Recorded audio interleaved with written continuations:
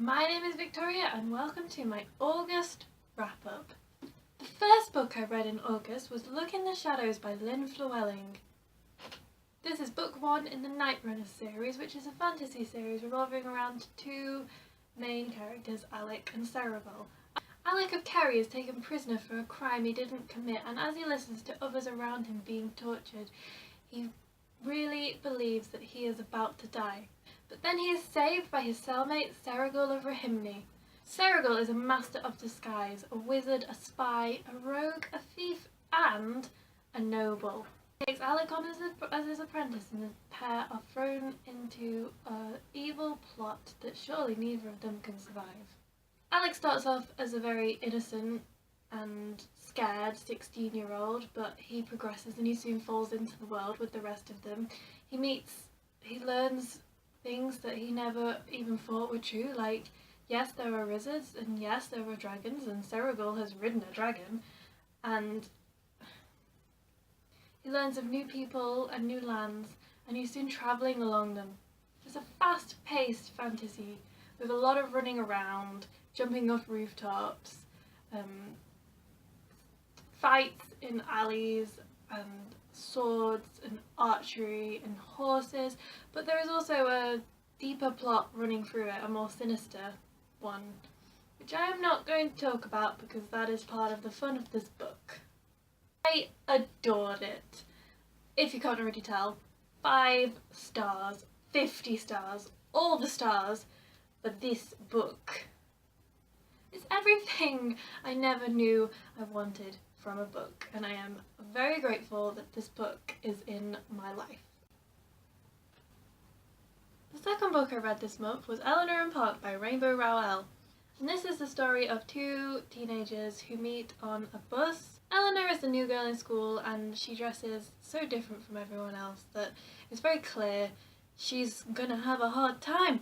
They don't get off to the greatest start. Eleanor thinks that Park is obnoxious and Park thinks that Eleanor is weird, but they're kind of thrown together on the bus and they slowly get to know each other through mixtapes and comic books, and they fall in love, and it is sweet and it hurts your heart all in one page. I gave this book 4 stars.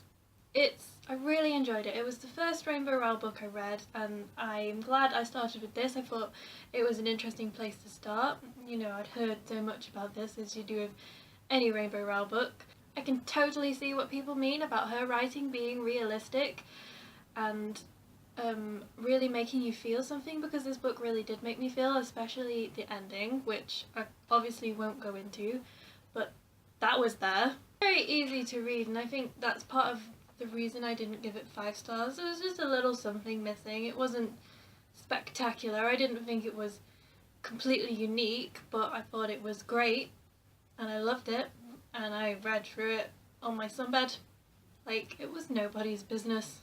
The next book I read was Throne of Glass by Sarah J. Maas, and I can see why this deserves the hype too. Selena the Sardathian has been working in a salt mine for a year before she's offered her freedom for one huge sacrifice. She must represent the prince in a tournament as his champion. If she wins, she will be the king's champion. If she fails, she will either die or be sent back to the salt mines. There's a love triangle in this, like a lot of young adult fantasies, but for a change, it really didn't bother me. I really liked this love triangle. Which team am I? Team Carl. Is that how you say it? Carl? Anyway, whoever he is, to the end. Captain Westfall. He is just amazing. I don't care about him and Selena. You know, Selena can have Dorian if she wants him, but I'll have Carl. For me, some parts just didn't seem realistic. I thought, if she'd just come out of the salt mines, there's no way she'd be noticing how attractive anyone was. She wouldn't be focusing on how beautiful the prince was. She'd be only bothered about her freedom. 4 stars. It was a great start to the series, I thought. It delivered what it promised. I'm really excited to read Crown of Midnight soon, which I'll probably read when I really want some escapism and just some light fun. because although this is about assassins, it's not heavy. And so yeah. And then I tried to read a book which I've been meaning to read for so long. The Garden of Evening Mists. I got this off Amazon from a library for really cheap because it's a Man Booker book, and if you're with me long enough you'll know that I really love to try the ones that have been shortlisted or longlisted, and this was 2012.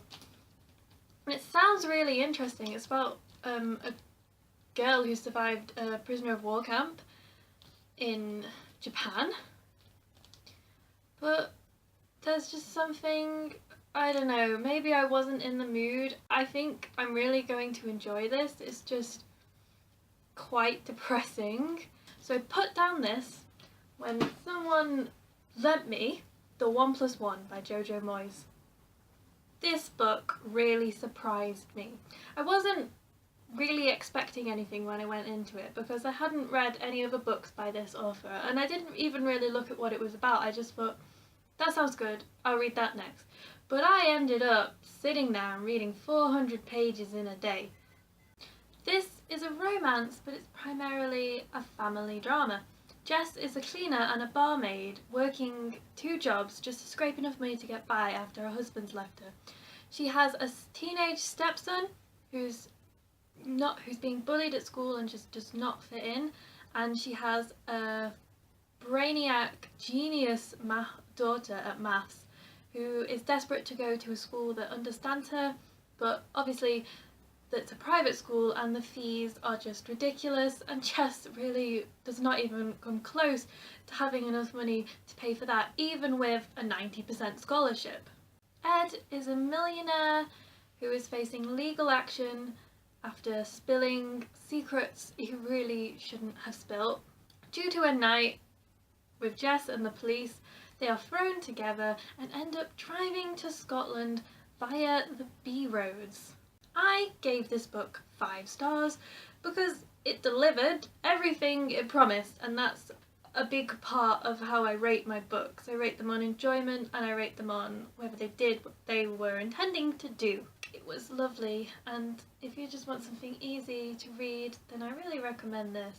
The final book I completed in August is Stalking Darkness by Lynn Flewelling, the second book in the Night Runners series. Because did you really expect me to go that long between reading the Night Runners? No. Obviously I gave this 5 stars. This may even be better than the first one, I'm not sure.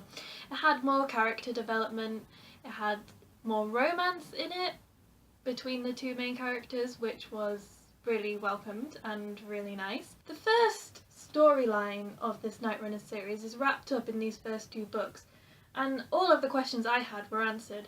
So, you know, it's like a duology in that respect. The next books in the series are going to be different storylines, so you don't have to commit to like a very long series to get all your answers, because you could just read these 2 and be happy.